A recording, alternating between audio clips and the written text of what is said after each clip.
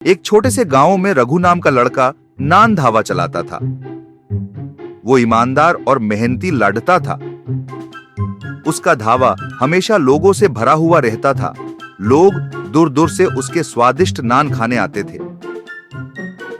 ग्राहक, भाई, अगर तुम्हारा ढाबा ना होता तो हम इतनी स्वादिष्ट नान कभी नहीं खा पाते। रघु, धन्यवाद साहब, ये हुनर 5 साल की ट्रेनिंग से सीखा है, अब जाकर काम आ रहा है। रघु का ढाबा दिन ब दिन मशहूर हो रहा था। तभी एक दिन शहर से एक पुराना दुश्मन गांव आया। विक्रम ढाबे को दूर से देखकर, अरे ये रघु 5 साल तक कुछ नहीं किया और अब ये गांव में नान बना के हीरो बन गया, ये नहीं चलेगा। विक्रम ने अपने दोस्त रिंकू से मिलकर रघु को बर्बाद करने की साजिश रची। विक्रम, देख भाई, ये रघु की तरक्की मुझसे देखी नहीं जाती, कोई आइडिया है? रिंकू, आइडिया है, मैं उसके ढाबे जाऊंगा, 200 नान का ऑर्डर दूंगा और फिर लेने नहीं आऊंगा। सारा माल खराब हो जाएगा और उसको बड़ा घाटा होगा। विक्रम, कमाल का प्लान है भाई, अगर ये हुआ तो तेरी जेब पैसे से भर दूंगा। अगले दिन रिंकू ढाबे में आकर, भाई मेरे घर में पार्टी है, 200 नान बना सकोगे? रघु, 200 नान? हाँ साहब, बना दूंगा। कब तक चाहिए? रिंकू, कल तक चाहिए, पैसे कल दूंगा। और वो वहां से चला गया। रघु पूरी रात मेहनत करके 200 नान तैयार करता है। अगले दिन विक्रम और रिंकू ढाबे पर आते हैं और मुस्कुरा कर कहते हैं, रिंकू, वाह भाई, 200 नान तैयार कर लिए, लेकिन अफसोस पार्टी कैंसिल हो गई, अब ये सब नान फालतू हो गए। विक्रम, अब देख तेरी दुकान कैसे बंद होती है। रघु, घाटे की बात कर रहे हो? तुम लोग सोचते हो तुम चालाक हो, लेकिन चालाकी तो हमने भी सीख ली है। विक्रम, क्या मतलब? रघु, कल रात जब तुम प्लान बना रहे थे तो मेरे दोस्त भोला वहीं पास में था, सब सुन लिया उसने। रघु अपने दोस्त भोला को बुलाता है। भोला, जब तुम लोग मेरे दोस्त की दुकान बंद करने का प्लान बना रहे थे, मैं वहीं था, सोचा तुम्हारी चाल का जवाब चाल से देंगे। रघु, इन 200 नानों के पहले से ही ग्राहक हैं। गांव में 3 पार्टियां हैं जिनका ऑर्डर मिला मुझे। भोला, अब यहां से निकलो और दोबारा गांव की तरफ रुख मत करना। विक्रम और रिंकू शर्म से सिर झुकाकर भाग जाते हैं। जो दूसरों का बुरा सोचते हैं, उनका खुद का बुरा हो जाता है। गांव के चौराहे पर एक लड़का रोज सुबह सुबह अपना पूरी भाजी का ठेला लगाता था। वो दिन रात मेहनत करता, गर्मा गर्म पूरी भाजी बनाता। उसका खाना इतना स्वादिष्ट था कि लोग दूर दूर से आने लगे। ग्राहक, अरे भाई, ये पूरी भाजी तो कमाल की है, कैसे बनाते हो तुम ये? पूरा गांव तुम्हारे खाने का फैन हो गया है। लड़का, साहब इसमें कोई जादू नहीं है, बस सालों से बना रहा हूं, शायद अनुभव बोलता है तभी स्वाद आता है। लोग बहुत संतुष्ट रहते, कोई भी भूखा नहीं लौटता था। पर एक दिन एक दुबला पतला थका हारा लड़का ठेले के पास आता है। गरीब लड़का, साहब बहुत भूख लगी है, कुछ खाने को दे दो, लेकिन मेरे पास पैसे नहीं हैं। ठेले वाला लड़का, पैसे नहीं है, कोई बात नहीं, खाना मिलेगा, पहले ये बता कहां से आया है तू? गरीब लड़का, बहुत दूर से आया हूं साहब, मेरे पापा बहुत बीमार हैं, दवाइयों के लिए पैसे चाहिए थे, इसलिए गांव में काम ढूंढने आया हूं। ठेले वाला लड़का, अरे चल कोई बात नहीं, आज से तू मेरे साथ काम कर, मैं तुझे पूरी भाजी बनाना सिखाऊंगा, तू मेरा हेल्पर बन जाएगा, ठीक है? गरीब लड़का, साहब आप तो भगवान हो मेरे लिए, किसी ने आज तक ऐसा नहीं कहा मुझसे। फिर क्या था, दोनों मिलकर ठेले पर काम करने लगे। लड़का गरीब लड़के को हर चीज सिखाता, आटा गूंथना, सब्जी बनाना, ग्राहक से बात करना। कुछ महीने बाद अब उनका काम इतना चल पड़ा कि उन्होंने एक छोटा सा ढाबा खोल लिया। ठेले वाला लड़का, देख भाई, अब इस ढाबे की जिम्मेदारी तेरी, मैं पुराने ठेले को नहीं छोड़ूंगा, वहीं काम करता रहूंगा, तू ढाबा देख लेना, चलेगा? गरीब लड़का, साहब क्या कहूं, जिस दिन आपसे मिला उस दिन से मेरी जिंदगी ही बदल गई, मैं आपका एहसान कभी नहीं भूलूंगा। ठेले वाला लड़का। अबे एहसान वहसान कुछ नहीं, अगर तू ना होता तो मैं अकेला ये ढाबा खोल ही नहीं पाता।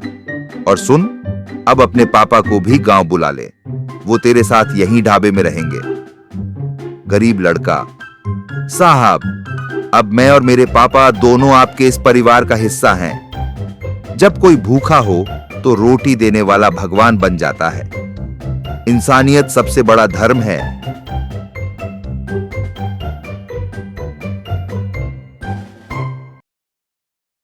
एक छोटे से गांव में राजू नाम का एक लड़का रहता था।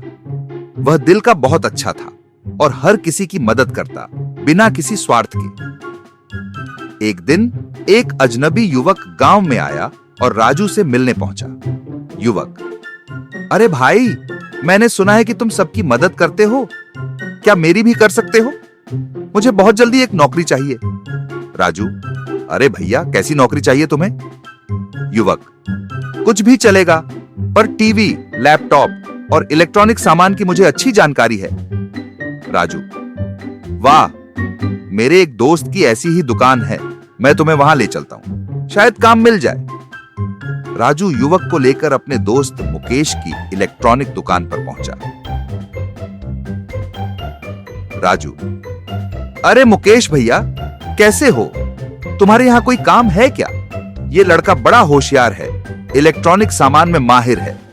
मुकेश, अरे भाई, अभी तो कोई वैकेंसी नहीं है, लेकिन तुम कह रहे हो तो रख लेता हूं। और ऐसे युवक को काम मिल गया। अगले ही दिन से उसने दुकान की सफाई शुरू की।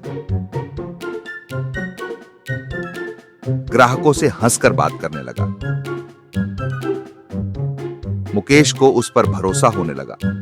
एक दिन मुकेश शहर जाने वाला था। मुकेश, भाई, मैं शहर जा रहा हूं, अगर कुछ बिके तो पैसे संभाल लेना।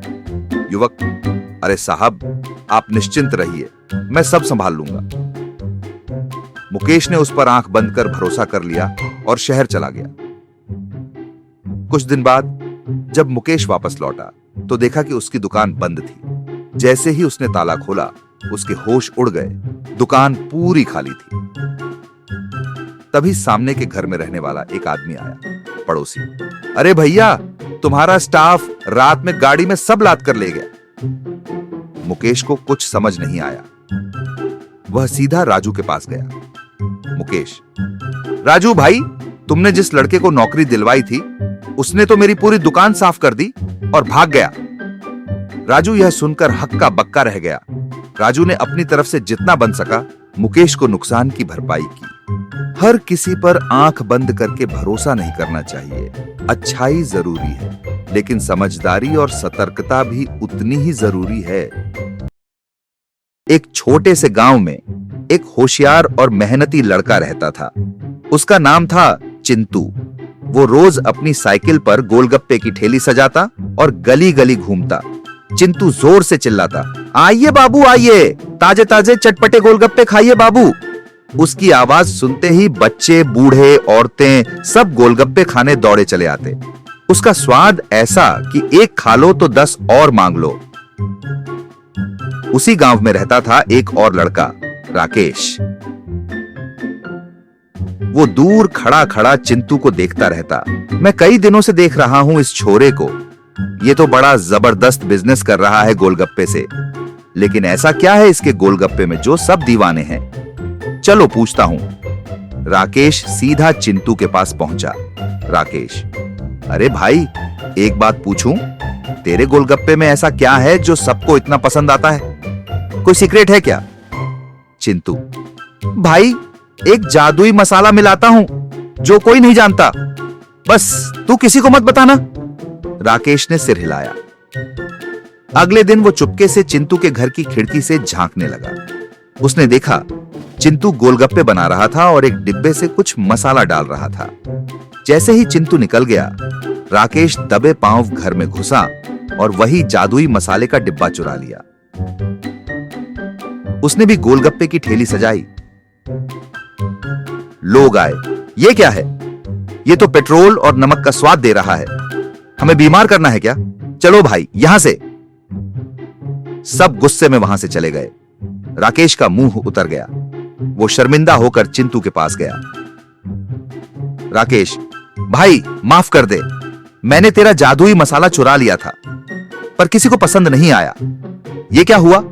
चिंटू, अरे राकेश भाई, मैंने कोई जादुई मसाला नहीं डाला था, वो तो सालों की मेहनत और अनुभव का स्वाद था। जब तू दिल से मेहनत करेगा, तेरा भी गोलगप्पा सबको पसंद आएगा। राकेश को अपनी गलती का एहसास हुआ।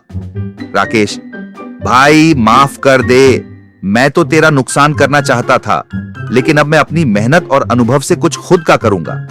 धन्यवाद भाई। कोई भी चीज जादू से नहीं बनती। सच्चा स्वाद अनुभव, मेहनत और ईमानदारी से आता है, चोरी से नहीं।